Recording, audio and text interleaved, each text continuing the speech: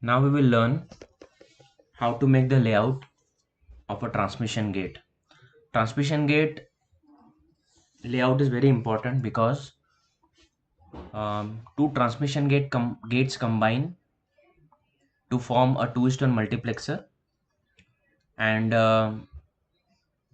two 2:1 multiplexers combine get converted into XOR gate and AND gate, and these two gates are combined to form a half adder system. Also, the layout of transmission gate is important because in assignment number 3, that is 1 bit SRAM cell, the second part of this assignment 3.b is 1 bit SRAM cell using transmission gate switch. Hence it is very important for us to learn how to make the layout of a transmission gate. So as we see here in the schematic, transmission gate is nothing but a parallel connection between one PMOS and one NMOS, and the control signal for transmission gate is denoted as C, and this control signal is applied to the gate of NMOS transistor. This control signal C is inverted using the conventional CMOS inverter and applied to the gate of PMOS. Hence, according to the schematic in front of us, we have to connect one PMOS and one NMOS in parallel. The control signal C is to be given to the gate of NMOS, and this control signal has to be inverted and applied to the gate of PMOS. That means PMOS is on the upper side and NMOS is on the lower side. And the functionality or the truth table of a transmission gate says that when control signal C equal to 1, then output is equal to input, and if C equal to 0, output is equal to 0. Now we will convert the transistor level schematic of a transmission gate into a layout. We'll first save the layout as TG.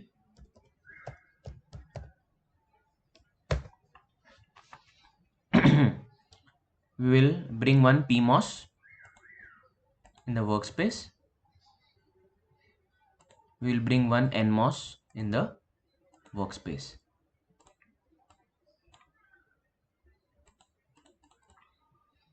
Now, to enable parallel connection between them, we will rotate the devices by 90 degrees.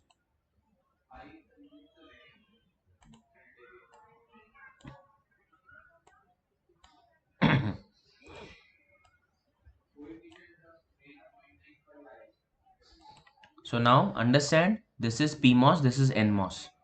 We can assume that this is the drain of PMOS, gate of PMOS, source of PMOS.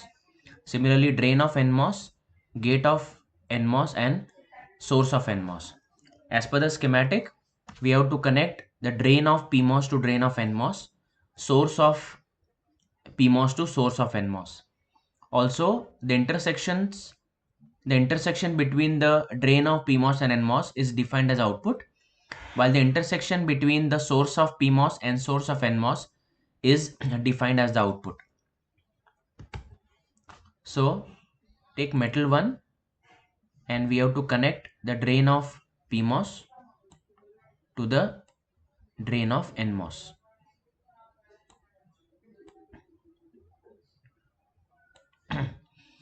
Now we connect the source of PMOS to the source of NMOS.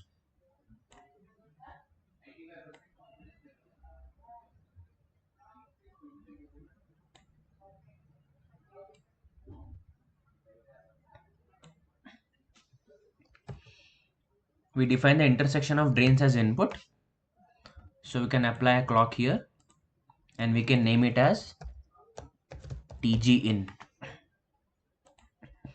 Similarly, we will define the intersection of sources as the output, and we will name it as TG underscore out.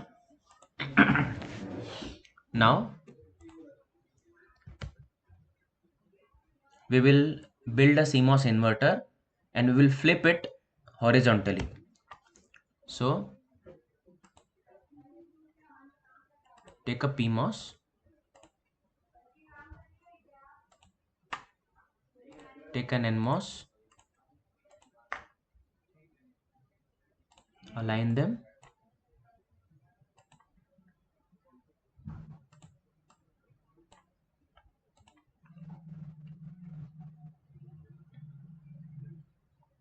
You can bring them closer.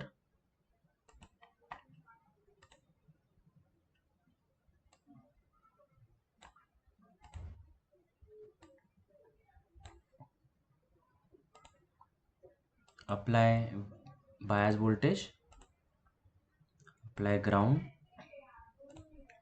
polarize the PMOS of inverter and also the PMOS of transmission gate. Now we do not need to apply V in and V out because the input of inverter receives the control signal C. So we will flip this inverter horizontally in this way. Now we can move this inverter down, so we can make connections between the input of inverter and the control signal C. So we see here in the schematic,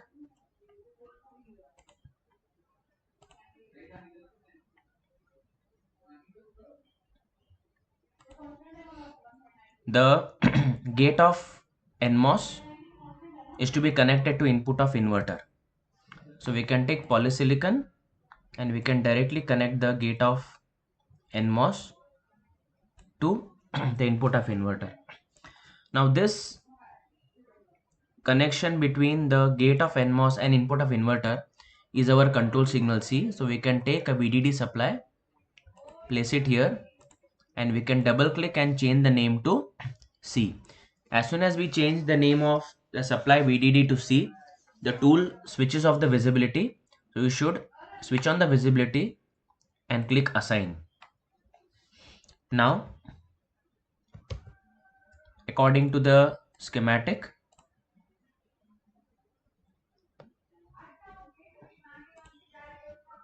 the output of inverter is to be connected to the gate of PMOS. Now gate of PMOS is on polysilicon and output of inverter is on metal 1 layer. So we have to use a metal 1 to polysilicon contact. So we can bring the contact here and we can place it here,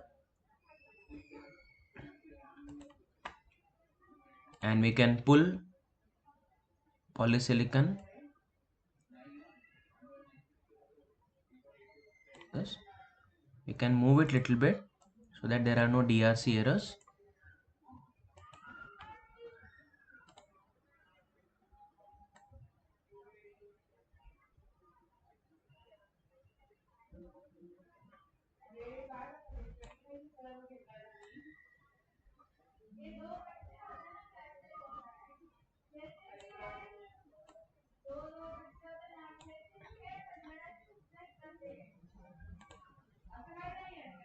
Connect the output of inverter to the metal 1 contact.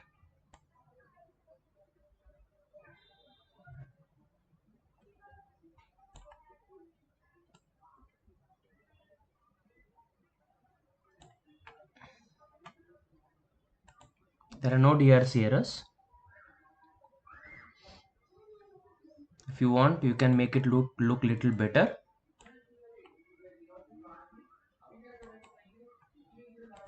Polysilicon.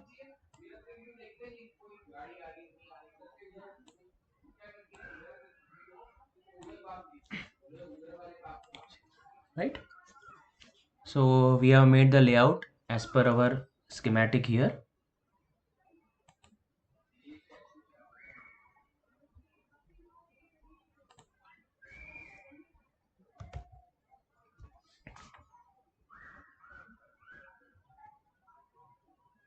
Now we have applied the control signal C equal to 1, for which we expect that TG out should be equal to TG in.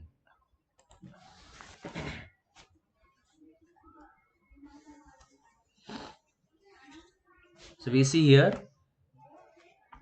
the first waveform C equal to 1, and we see that the TG out waveform is exactly same as the TG in waveform, which proves that for C equal to 1, output is equal to input. We will close this and we will make the control signal C equal to 0 by giving it ground and clicking assign. Save.